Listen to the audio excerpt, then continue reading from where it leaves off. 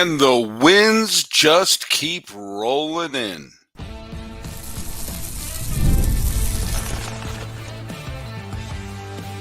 You are Locked On A's, your daily Oakland A's podcast, part of the Locked On Podcast Network, your team every day. Hello, A's fans, and welcome to Locked On A's. This is the daily podcast. We talk about your Oakland A's, well, all season long. And as long as they're in Oakland, we're going to talk about them. And if they move away from Oakland, well, we're going to talk about them too. I am your host, Paul Francis Sullivan. Please call me Sully. I have been a baseball podcaster for well over a decade now, and I am also the host of the Locked On MLB podcast. So essentially, I'm doing 10 Locked On podcasts a week. If you want to go follow me, I talk about all the baseball in Locked On MLB, and I talk about the A's right here. Follow us at Locked On A's on Twitter, or whatever it's called now, on Instagram. I'm your pal Sully at Sully Baseball on Twitter, Sully Baseball Podcast on Instagram. And if you are listening to us every single day, let me ask you a favor. Could you please put that hashtag Everyday A's? So we got a little idea of who is listening to us every day. And believe me, it actually matters a little bit. It helps us keep track of stuff. Hey, today's episode, which is being dropped, I don't know, I'm recording this late on the 29th of April. Today's episode is brought to you by Monopoly Go. I admit it, I do have a competitive side, and I'm a big fan of Monopoly Go, the mobile hit twist on Monopoly. So join your friends. Download Monopoly Go now, free on the App Store or on Google Play. So yeah, we're here. It is another day. We're doing a live stream. I've already got a bunch of people in there. Let's see. Put respect on the A's name, says Jesus M. And then Jonathan Curran, who I know is a big Yankee fan, but he's following over here. Sully with a clover. Yes, very green. I should be wearing more green here, but I'll just say this. Let's go Oakland, because, when I agreed to take over the sorry, I just hit my mic right there. When I agreed to take over the A's podcast when it was, vacant and there was so much going on with the A's, I knew that I was standing on the top of the ski jump knowing this could be painful if this is going to be a 120 loss season. And I really, really, really didn't want to just have it be discussing about municipalities and Sacramento and financing and Fisher. I was hoping to talk about baseball and just try to just have some fun with it. And boy, oh boy, are these A's making it easy. If they are not playing the Cleveland Guardians, the A's are actually not a bad team. And I know that's not exactly, you don't exactly hang up a banner that says not a bad team. But, I mean, let's face it, it would have been super sad if the final season in Oakland was just a travesty on the field. And they're not. Now, let's go over a little bit what happened. What happened in the game is they just finished splitting the series with the Yankees and winning the series in Baltimore, and sort of taking the nasty taste out of everyone's mouth from being swept by Cleveland, and came back home, faced the Pirates team, who are a weird team because there is a lot of talent on that Pirates team. There aren't a lot of players who are pretty good. And if things start to click with this Pittsburgh team, they could very well contend in the National League Central, or at least be a fringe wildcard team. And I'm sure, as teams are doing all across Major League Baseball, they're circling the A's series as a way to pick up some wins. By the way, you've seen teams that have taken advantage of bad clubs.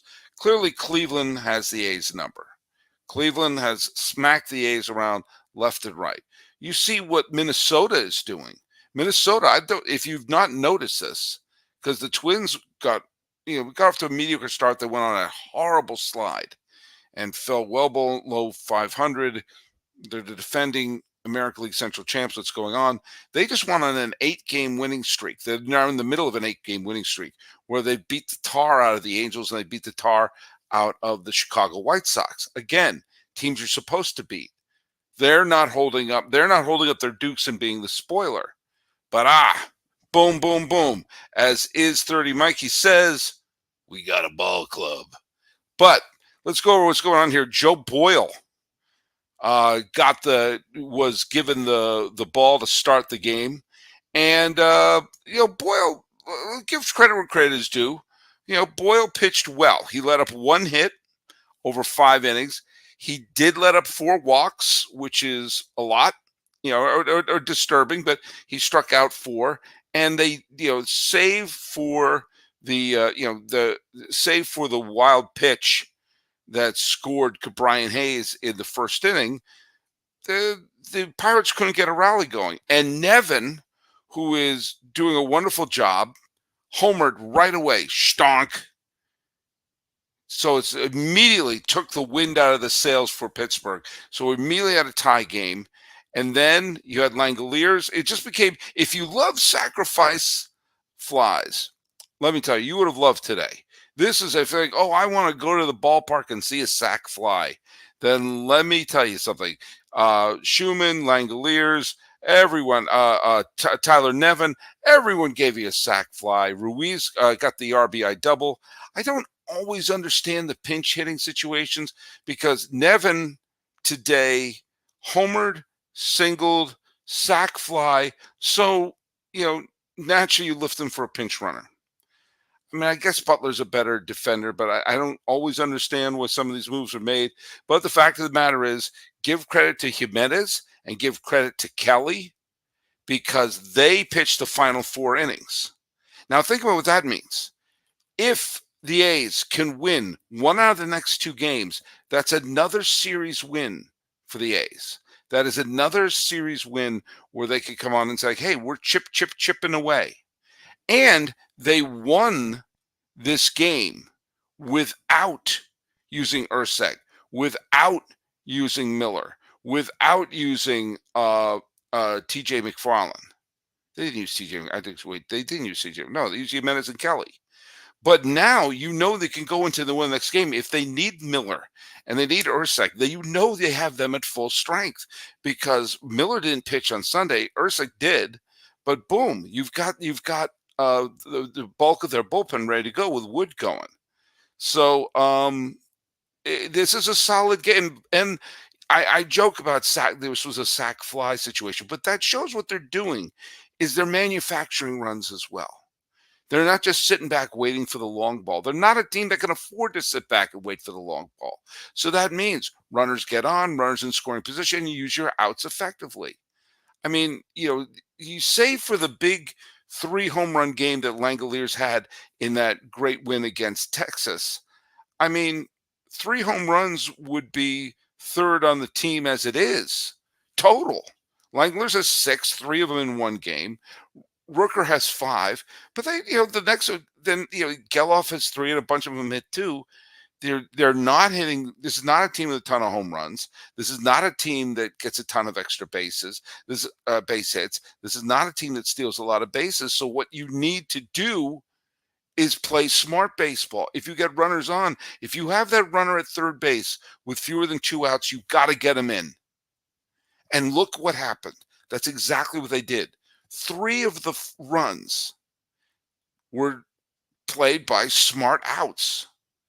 And they won 5-1. Let's remove those 3. It would have been 2-1 going into the 9th. I know life doesn't exactly work like that, but still, it means they're using their at-bats intelligently. That means they're getting good performances out of their bullpen. 4 innings out of the bullpen, 1 hit, 1 walk total, and they didn't use their big 2 guys. And so you take a look at the team. They are, I'm going to baseballreference.com, the single greatest website in the history of the planet Earth. And as of this recording, the A's are, what is the record? Their record is 13-7. 13-7. And it is 12-11 against teams that don't play in Cleveland. That's right. When they're not playing Cleveland, the A's are a winning team. And I'll tell you something else they did. They are in 3rd place right now because the Angels and the Astros have got off to rotten starts this year. There is no way the Angels can leapfrog them on Tuesday. Tuesday is April 30th. So that means the A's are going to go into May as a third place team. Now, that's something nobody thought was going to happen. Now, the A's wound up winning this game. Someone asked, Jonathan Curran, who's pitching for the Pirates, Falter lived up to his name. Bailey faltered in Oakland. I'm sure he hasn't heard that before. Yeah, he didn't pitch well. He let up 5 runs in 5 innings. Contreras and Nicholas wound up pitching well out of the bullpen, but they did not get a good performance from their starting pitcher, and there we go. And so what do we have going in? They have a game tomorrow evening, and the starting pitchers, I believe it is Wood is going to be the starting pitcher for Oakland. And Keller is the starting pitcher for Pittsburgh. Now, Keller had a fantastic year last year. He's off to a rocky start this year. But if they can win that game or the afternoon game where Stripling is going up against Priester, I don't think there's a obvious advantage for Pittsburgh in any one of those games. So, hey, keep winning games, because unless it's Cleveland, let me tell you, the A's may very well win. It's NBA and Stanley Cup playoff time, and baseball's in full swing, and FanDuel is the place to bet on every game. Right now, new customers get $150 in bonus bets guaranteed. That's $150 win or lose. Bet on everything from slap shots to home runs to slam dunks, all on an app that's safe, secure, and easy to use. What are you waiting for? Visit FanDuel.com/lockedon and make your first bet an automatic win. FanDuel, that's America's #1 sportsbook. Hey, sports fans, I have the place for you to go, your new destination for all your sports info. Make the switch to Locked On Sports today, a free 24/7 sports streaming channel programmed for you every day to bring the biggest stories with Locked On's crew. Locked On Sports today brings you can't-miss analysis, opinions, and news streaming 24/7 on YouTube and the free Amazon Fire TV channels app. Part of the Locked On Podcast Network, where it's your team every day. All right, let's go through a little bit of business regarding the A's right now. First of all, bad news about Zack Gelof. He's got a left oblique strain. And when they say he's shut down from baseball activity, that's always ominous. This is according to the report on MLB.com. He landed on the 10-day injured list on Thursday, left oblique, and he is going to be on. There's no timetable. So he's eligible to come off the IL in early May, but he probably won't. So look for the A's to either call someone up from the farm, or there have been some players who have been DFA'd, maybe bring another veteran in there. I'm not sure, and neither are you. Hey, who else has been commenting on here? Okay. The element, A's catching teams off guards are puzzled. Elements of surprise, teams are mesmerized. I just think that people are taking them lightly. I think they see the A's, okay, they're going to be a pushover, and we're seeing exactly what's going to happen. I don't like bringing up news about Las Vegas and Sacramento unless it's concrete, and I kind of mean that with a slight pun intended. Like, until I start seeing concrete being poured. I've been here long enough. I've seen enough renderings of Cisco Field and Fremont and San Jose and Jack London Square. How many more A's renderings do I have to see before I finally, believe it? But 3 things are delaying the building of the new A's stadium.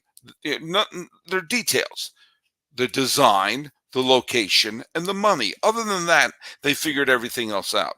Well, it looks like they're trying to secure some of the money. This is according to Bill Shakin of the Los Angeles Times.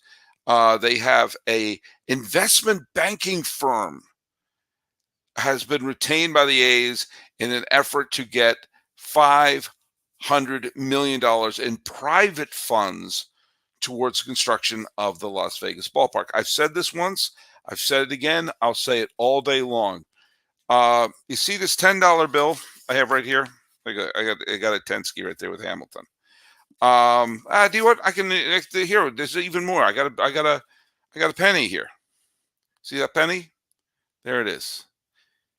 This, if I find out that this is how much public money is spent on a stadium, I think that is one penny too many. It's not for public funds. It's not a public park. Now, if they create something that is open to the public, like, for example, the Chicago Bears are looking to build, have taxpayer money because, Chicago doesn't have other things to spend money on to build a brand new palace for the Chicago Bears and knocking down Soldier Field. But it looks like they are going to create a big public park where Soldier Field used to be, including those columns and everything like that. It's going to be part of a big public park that could be used. I don't have much problem with something like that if they're building around it and having a space for public use. But to just use it to build a palace for a billionaire, no way. Now, if it's privately funded, go. That's why I have no problem with the two stadiums in New York. Those were privately funded. There was no reason to build a new Yankee Stadium. The Yankees were drawing great. And Yankee Stadium was a great stadium. It just needed a little bit of upkeep. But they used the private money. They built a stadium right next to where the old one used to be. And boom. It's their decision to do that. Same thing with knocking down Shea Stadium, putting up Citi Field. Same thing with Oracle Park in San Francisco. If it's your private money, you're doing it. Fine. Great.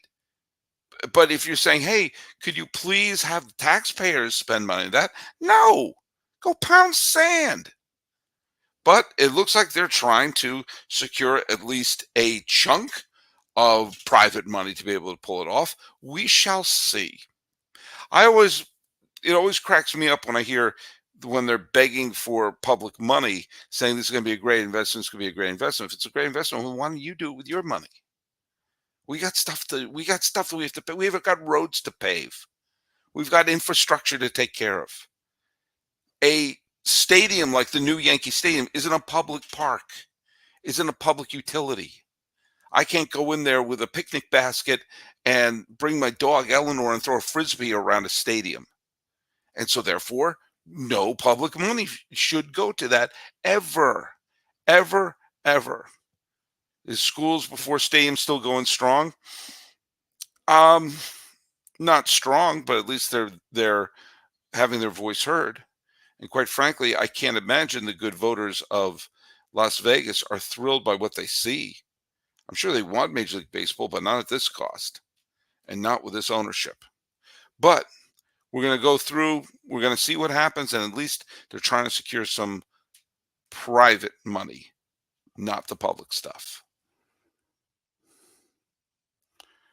Hey, Mother's Day is coming up, and my mom listens to this podcast, and I'm not going to tell her what I'm going to get her, but I'm going to tell her how she's going to get it. I'm not going to tell you if it's going to be flowers or if it's going to be self-care essentials or the latest tech. I'm not going to tell you any of that, but I can tell you how you're going to get it, Mom. You're going to get it through DoorDash.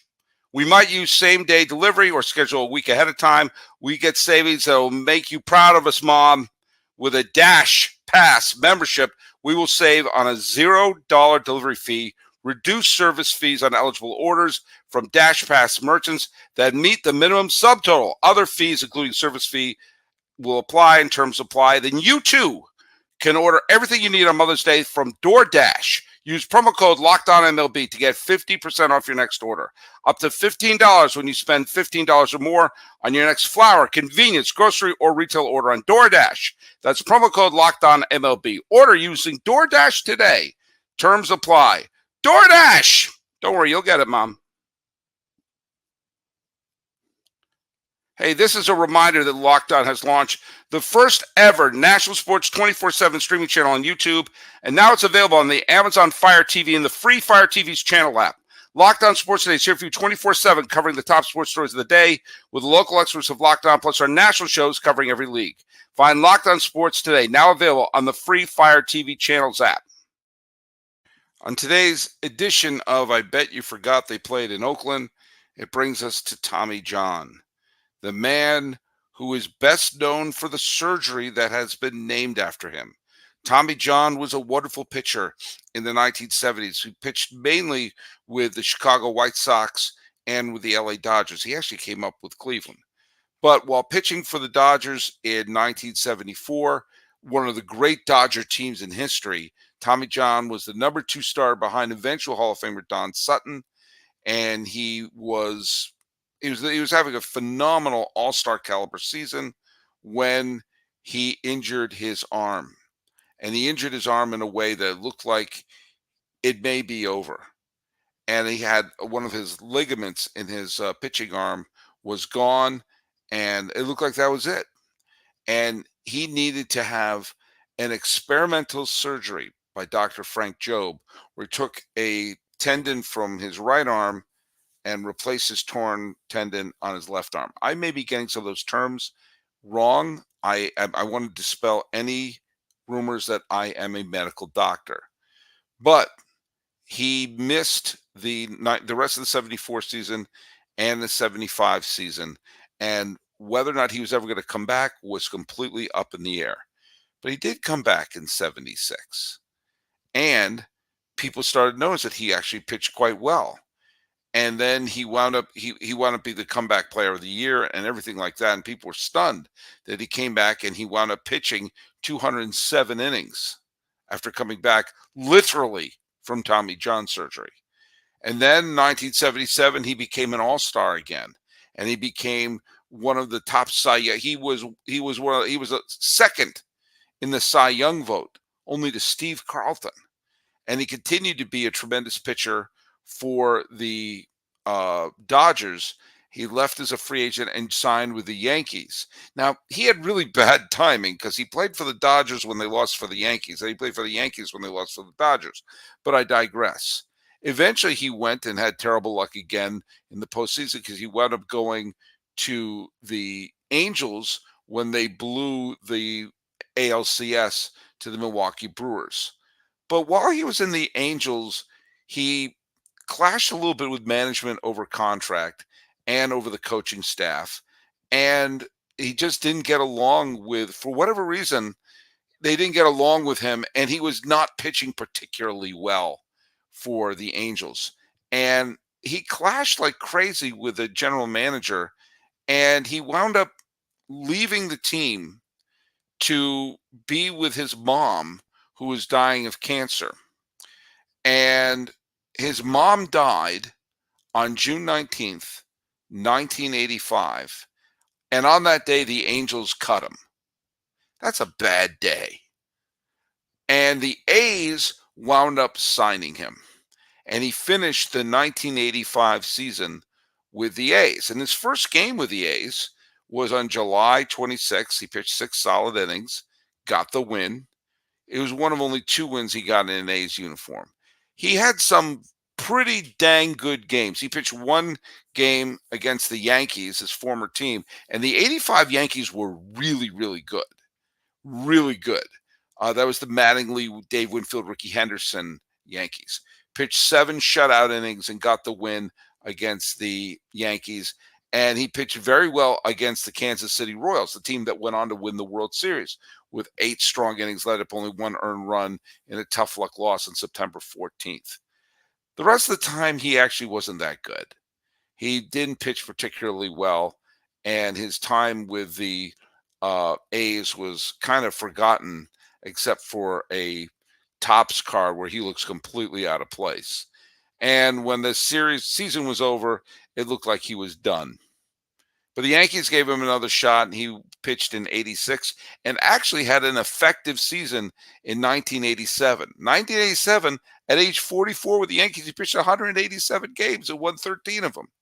He pitched for a couple more years and finished with 288 wins. Now, normally 300 wins are enough to clinch a trip to the Hall of Fame.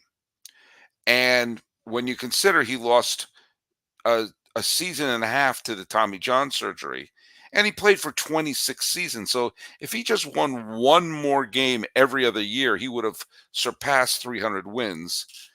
He would have been in the Hall of Fame, no questions asked.